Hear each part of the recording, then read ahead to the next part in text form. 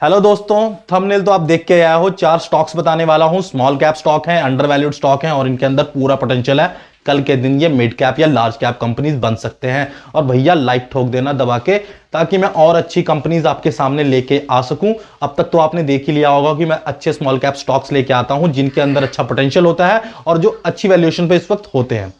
तो पहले स्टॉक से मैं स्टार्ट कर रहा हूं। पहली कंपनी का नाम है आईएसएमटी लिमिटेड। ये कंपनी का पूरा नाम है Indian metal seamless metal tubes limited. ये कंपनी ना मेटल ट्यूब्स बनाती है, सीमलेस ट्यूब्स, और इसके अलावा स्टील इंजीनियरिंग में है। तो कंपनी ना 2022 मार्च में किर्लोस्कर फेरस इंडस्ट्रीज ने इसको एक्वायर कर लिया। तब से कंपनी के ना दिन बदल गए। कंपनी लॉस पे हुआ करती थी, आज के टाइम में प्रॉफिट पे है। पूरा डेट हुआ करता था कंपनी में, आज के टाइम में इसके रिजर्व में भी 1400 करोड़ रुपए है। कंपनी की मार्केट कैप लगभग 2800 करोड़ की होगी, बट ट्रेलिंग 12 मंथ्स की सेल्स ही इसकी 2655 करोड़ की है। जब से किर्लोस्कर फेरस इंडस्ट्रीज ने इसमें अपना स्टेक ले लिया है ना, तब से ना फॉरेन इन्वेस्टर्स और डोमेस्टिक इंस्टीट्यूशंस भी इसमें अपना स्टेक को बढ़ाने लग गए हैं। हर क्वार्टर में अपना स्टेक ये बढ़ा रहे हैं। कंपनी का मैं पूरी अच्छी तरह से इस बार मैं एनालिसिस करने वाला हूं। इसके पूरे प्लान्स में आपको बता सकता हूं जो जो मैंने इसमें जानने की कोशिश करी है। कंपनी कर रही है कैपेक्स।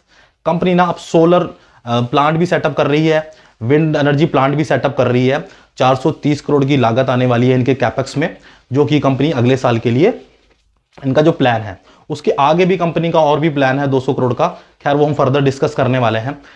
देखिए अब क्या है ना कि ये कंपनी की जो वैल्यूएशन है वो सीधा मेरे को ऐसा लगा ना कि बिल्कुल अंडर वैल्यूड कंपनी है। इसका पीई रेशो 20 है, पीईजी रेशो 1.11 और प्राइस टू बुक वैल्यू 1.84। कंपनी का जो आरओसीई है वो है तो 11%, पर भैया धीरे धीरे ये इंप्रूव करते आ रहे हैं। आरओसीई 6% है, जो कि कम है, और कम यूं है ना भैया डेट पे हुआ करती थी कंपनी। इतना कर्जा था कंपनी में, लगभग 2800 करोड़ के आसपास कंपनी डेट पे थी। ये कंपनी प्रॉफिट तो बनाती थी, पर वो सारा इसका इंटरेस्ट पे करने में ही निकल जाता था। नेगेटिव इसका नेट प्रॉफिट आया करता था। पर आज के टाइम में कंपनी का डेट भी सिर्फ 42 करोड़ रुपए का है और कंपनी के रिजर्व में भी 1400 करोड़ रुपए है। कंपनी के मैं पूरा रिवेन्यू के बारे में बात करने वाला हूं। कंपनी का जो रिवेन्यू है 24% इसके ऑटोमोटिव कंपोनेंट्स एंड बेयरिंग से आता है। अब देखिए ये इसमें बनाते हैं 2 व्हीलर्स और 4 व्हीलर्स के लिए एक्सल्स बना रहे हैं, ये स्टील फॉक्स बना रहे हैं और स्टील कॉलम्स बना रहे हैं। इसके अलावा ये एयरबैग सिस्टम भी बना के देते हैं एंड बेयरिंग्स में ये inner and outer races of bearings बना के देते हैं। ठीक है ना। कंपनी का जो मेन फोकस है फ्यूचर में इसी तरफ, मतलब इसी इनके सेगमेंट में रहने वाला है। ठीक है। दूसरा, कंपनी को जनरल इंजीनियरिंग से 17% का रिवेन्यू आता है और इनको 17% रिवेन्यू आ रहा है ओसीटीजी से। ओसीटीजी का मतलब ऑयल कंट्री ट्यूबुलर गुड्स। इसका मतलब क्या होता है कि ये ट्यूब्स एंड पाइपलाइंस जो होते हैं ना ऑयल इंडस्ट्री में जो यूज हो रहे हैं, पेट्रोलियम इंडस्ट्री में जो यूज हो रहे हैं, तो ये ट्यूब्स एंड पाइपलाइंस को ये मैन्युफैक्चर करते हैं। तो यहां से इनको 17% का जो रिवेन्यू आ रहा है। देखिए क्या है कि पिछले साल मतलब जो इनको 9% का रिवेन्यू आया था इस सेगमेंट में से, और इस साल लगभग डबल 17% का रिवेन्यू आया है। तो कंपनी इसमें तो अच्छा ही कर रही है। ठीक है। इसको कंस्ट्रक्शन से 6% रिवेन्यू आ रहा है और इसको 14% रिवेन्यू आ रहा है इनके पावर जनरेशन के बिजनेस से। तो देखिए कंपनी जैसे कैपेक्स कर लेगी अपना, जो 430 करोड़ का कैपेक्स कर रहे हैं ये सोलर प्लांट और विंड प्लांट है जो इनका, उसको ये सेटअप कर रहे हैं। इससे इनके पावर जनरेशन का बिजनेस भी बढ़ेगा, इससे इनके रेवेन्यू में ये और ऐड होने वाला है। ठीक है ना। तो कंपनी के मुझे फाइनेंशियल भी काफी इंटैक्ट लगे। क्या है कि इसमें इसकी 3 साल की कंपाउंडेड सेल्स ग्रोथ 25% है और 3 साल की कंपाउंडेड प्रॉफिट ग्रोथ वो 33% की है। तो कंपनी के देखो दिन बदलते जा रहे हैं, लग रहा है कि टर्नआउट स्टोरी है। तो ये हो भी सकता है, बस थोड़ा सा ये लग रहा है मुझे कि अगर ये एक ही सेक्टर की कंपनी होती ना, एक ही सेगमेंट में काम करने वाली कंपनी होती, तो अब तक तो ये रॉकेट बन गया होता इसका स्टॉक। ठीक है ना। पर ये है कि इसके 4-5 तरीके की सर्विसेज हैं, प्रोडक्ट्स हैं, तो थोड़ा सा कंपनी में थोड़ा सा ये है कि थोड़ा स्लो चल रहा है। पर ये है कि हाँ ये कंपनी है अंडर वैल्यूड और ये कल के दिन में अच्छा तो करेगी ही, जिस हिसाब से मतलब इसके प्रमोटर्स के आने से सब कुछ बदला है इसमें। तो ठीक है। तो मैं अब अगले स्टॉक के बारे में जिसके बारे में बात करना वाला हूं, वो मेरी नजर में डिस्टिलरी एंड ब्रीवरी सेक्टर का सबसे अंडर वैल्यूड स्टॉक है। औरंगाबाद डिस्टिलरी लिमिटेड छोटी सी कंपनी है, 250 करोड़ की मार्केट कैप है। वैल्यूएशन देखो तो PE ratio 12, price to book value 3.30, PEG ratio 0.30। बिल्कुल चीप वैल्यूएशन पे खड़ी है कंपनी मोलासिस बेस्ड डिस्टिलरी को ऑपरेट करती है और ये पीएलसी बेस्ड डिस्टिलेशंस करते हैं। भैया पीएलसी बेस्ड क्या हो गया, मतलब पीएलसी मतलब प्रोग्रामेबल लॉजिक कंट्रोलर। अब डिस्टिलेशन तो आप जानते हो, मिक्सचर्स को सेपरेट करने का प्रोसेस को डिस्टिलेशन बोलते हैं ना। तो ये पीएलसी कैसे यूज में आता है, देखिए जो टैंक होता है जब वो खाली होता है मोलेसिस का टैंक, तब ये जो लेवल स्विचेस होते हैं ये हाई सिग्नल भेजते हैं पीएलसी को, तब पंप स्टार्ट हो जाते हैं और टैंक भरने लगता है। जब टैंक पूरा भर जाता है ना, तब ये लेवल स्विचेस लो सिग्नल भेजते हैं पीएलसी को, तब पंप बंद हो जाते हैं। तो इस टेक्नोलॉजी का यूज किया जाता है प्रोडक्शन को पेसअप करने के लिए, इसको बोलते हैं पीएलसी, प्रोग्रामेबल लॉजिक कंट्रोलर। देखिए कंपनी ना रेक्टिफाइड स्पिरिट्स बनाती है by the process of rectification. अब ये रेक्टिफाइड स्पिरिट्स वो होता है जैसे कि अल्कोहल है, 95% अल्कोहल के प्रोडक्ट को रेक्टिफाइड स्पिरिट्स बोलते हैं। तो ये रेक्टिफिकेशन एक्चुअली है क्या, रेक्टिफिकेशन मतलब कि रिपीटेड डिस्टिलेशन के प्रोसेस को रेक्टिफिकेशन बोलते हैं। जो बार बार रिपीटेड डिस्टिलेशन की जाती है तो ये रेक्टिफाइड स्पिरिट निकलता है, जो कि ये इस्तेमाल होता है दवाइयां बनाने में, सैनिटाइजर बनाने में और डिसइंफेक्टेंट बनाने में भी यूज होता है। इसके अलावा ये बेवरेजेस में भी यूज होता है, चाहे रम हो, विस्की हो या बियर हो, इन सब में थोड़ा ना थोड़ा ये रेक्टिफाइड स्पिरिट्स जरूर यूज होता है। और इसके अलावा कंपनी न्यूट्रल अल्कोहल भी बनाती है, जो कि कॉस्मेटिक इंडस्ट्री में और एरोमेटिक इंडस्ट्री में भी यूज होता है। कंपनी पोटैश बनाती है जो कि फर्टिलाइजर बनाने में यूज होता है, बायो पोटैश बनाती है जो कि बायो फर्टिलाइजर बनाने में यूज होता है, और इसके अलावा ये डी पोटैश विनासिस भी बनाती है जो कि animal feed and soil nutrient बनाने में यूज होता है। कंपनी का 40 एकड़ का वाल चंदन नगर में बड़ा सा लैंड है, जिसमें इनकी 180 लाख लीटर की कैपेसिटी वाली डिस्टिलरी है। ठीक है, कंपनी को ना और भी ज्यादा एनवायरमेंटल क्लियरेंस मिल चुका है गवर्नमेंट की तरफ से 90 लाख लीटर का। तो इनकी जो कैपेसिटी है वो 270 लाख लीटर की हो जाएगी, और इससे इनकी प्रोडक्शन में 50% का एडिशन और ज्यादा होने वाला है। इससे कंपनी का रेवेन्यू और ज्यादा बढ़ने वाला है। देखिए कंपनी ना हर साल अपने सेल्स को भी बढ़ाते आ रही है, हर साल अपना नेट प्रॉफिट भी बढ़ाते आ रही है, और हर साल अपना ईपीएस भी बढ़ाते आ रही है। और जब ये कैपेक्स हो जाएगा ना, मतलब जो ये कैपेक्स कर रहे हैं, जब ये हो जाएगा तो इनका रेवेन्यू और ज्यादा बढ़ जाएगा। ठीक है ना। तो कंपनी अब बढ़ती हुई डिमांड को कैटर करने के लिए अच्छा खासा कैपेक्स भी हर साल ही करती आ रही है। तो कंपनी का मैं फाइनेंशियल देखूं तो बिल्कुल मुझे अच्छे लगे, इंटैक्ट है। आरओई 29% है, आरओसी भी 29% है।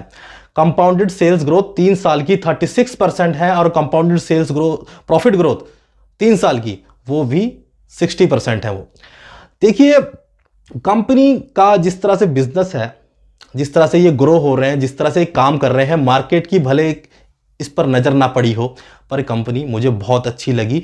जिस तरह से कंपनी काम करती आ रही है ना, ये अपने ही सेक्टर की बड़ी बड़ी कंपनीज को टफ कंपटीशन देती आ रही है। तो ये जो कंपनी है, इसके आगे हम चलते हैं। अब मैं जो नेक्स्ट स्टॉक है हमारा, जिसको मैं खुद अपने पोर्टफोलियो में भी होल्ड करता हूं, मैंने रिसेंटली ही बाय किया है, आर्कियन केमिकल इंडस्ट्रीज लिमिटेड। यह कंपनी लीडिंग एक्सपोर्टर है ब्रोमीन एंड इंडस्ट्रियल साल्ट की, और लीडिंग मैन्युफैक्चरर है स्पेशलिटी मरीन केमिकल की, और लौता ऐसी कंपनी है जो नेचुरली सी ब्राइन से पोटैश ऑफ सल्फेट को मैन्युफैक्चर करती है। छोटी सी कंपनी है, मार्केट कैप 6,894 करोड़ की, और वैल्यूएशन देखो तो PE ratio 17, price to book value 4.39 और पीईजी रेशो 0.37, चीफ वैल्यूएशन पे खड़ी है कंपनी। 1 साल पहले ही लिस्ट हुई है। इसके मैं प्रोडक्ट्स की बात करूं तो पहला प्रोडक्ट इसका ब्रोमीन है। ये नेचुरली सी वाटर में पाया जाता है, अंडरग्राउंड ब्राइन डिपॉजिट्स में, और ये लौता ऐसा नॉन मेटालिक एलिमेंट है जो कि स्टैंडर्ड कंडीशन में भी लिक्विड फॉर्म में रहता है। इसी वजह से ये फायर रिटार्डेंट्स बनाने में यूज होता है, ऑयल एंड गैस स्टोरेज में यूज होता है, और वाटर ट्रीटमेंट में भी यूज होता है। कंपनी का इसका रेवेन्यू 33% ग्रो हुआ है। कंपनी अच्छी एक्सपेंशन कर रही है, इस सेगमेंट में भी ब्राउनफील्ड एक्सपेंशन भी कर रही है, ग्रीनफील्ड एक्सपेंशन भी कर रही है। ब्राउनफील्ड एक्सपेंशन की मैं बात करूं तो कंपनी इस अपनी कैपेसिटी को बढ़ाने के लिए इस बार 18,000 मीट्रिक टन पर एनम अपनी कैपेसिटी बढ़ा रही है ब्रोमीन प्रोडक्शन की, और पिछले साल इन्होंने 14,500 मीट्रिक टन पर एनम बढ़ाई थी, जो कि फर्दर किसी ग्रीनफील्ड एक्सपेंशन में यूज होने वाला है, जहां पे ये ब्रोमीन डेरिवेटिव्स को प्रोड्यूस करने वाले हैं, मैन्युफैक्चर करने वाले हैं। इनकी मैं ग्रीनफील्ड एक्सपेंशन की बात करूं तो कंपनी झगड़िया डिस्ट्रिक्ट में एक नया प्लांट सेटअप कर रही है, जिसमें ये परफॉर्मेंस ब्रोमीन डेरिवेटिव्स को मैन्युफैक्चर करेंगे, जो इनका मेन फोकस रहेगा ब्रोमिनेटेड फ्लेम रिटार्डेंट्स को बनाना रहेगा। ठीक है, इसके मैं दूसरे प्रोडक्ट की मैं बात कर रहा हूं, वो है इंडस्ट्रियल साल्ट। वैसे तो 14,000 टाइप्स के कमर्शियल यूजेस हैं इंडस्ट्रियल साल्ट के, ये ग्लास इंडस्ट्रीज में भी यूज हो जाता है, प्लास्टिक में भी, एडहेसिव्स में भी, पेंट्स में भी, पेस्टिसाइड्स में भी, इसके बहुत सारे यूजेस हैं इंडस्ट्रियल साल्ट के। और कंपनी इसको सोलर इवेपोरेशन के मेथड से बनाती है और जितने भी ये प्रोड्यूस करती है ना उसका 100% पूरा का पूरा ही ये एक्सपोर्ट कर देते हैं। कंपनी को जो रेवेन्यू इससे आता है वो 25% से ग्रो हो रहा है। और इनका जो तीसरा प्रोडक्ट है सल्फेट ऑफ पोटाश, जिसको हम पोटेशियम सल्फेट भी कहते हैं, ये लौती ऐसी कंपनी है जो सी ब्राइन से इसको मैन्युफैक्चर करती है। ठीक है, ये एक्चुअली एक स्पेशलिटी फर्टिलाइजर होता है जो क्लोरीन सेंसिटिव क्रॉप्स के लिए यूज होता है, मतलब एग्रोकेमिकल इंडस्ट्री में यूज होता है। इसके अलावा ये कॉस्मेटिक इंडस्ट्री में भी यूज होता है। कंपनी के जो फाइनेंशियल्स हैं बिल्कुल इंटैक्ट लगे मेरे को। इसका ROE 45%, ROCE भी 45%, 3 साल की कंपाउंडेड सेल्स ग्रोथ 33% है और 3 साल की कंपाउंडेड प्रॉफिट ग्रोथ 133% है। कंपनी बिल्कुल डेट फ्री कंपनी है। कंपनी हर महीने में अपने सेगमेंट में ग्लोबली भी बहुत अच्छा परफॉर्म करती जा रही है। आज के टाइम में तो इस सेक्टर में हेडविंड्स हैं, पर जो इसका मैनेजमेंट है उसका कहना है कि भैया फाइनेंशियल ईयर जो ये चल रहा है इसके सेकंड हाफ में सब चीज़ें ठीक होने लग जाएंगी।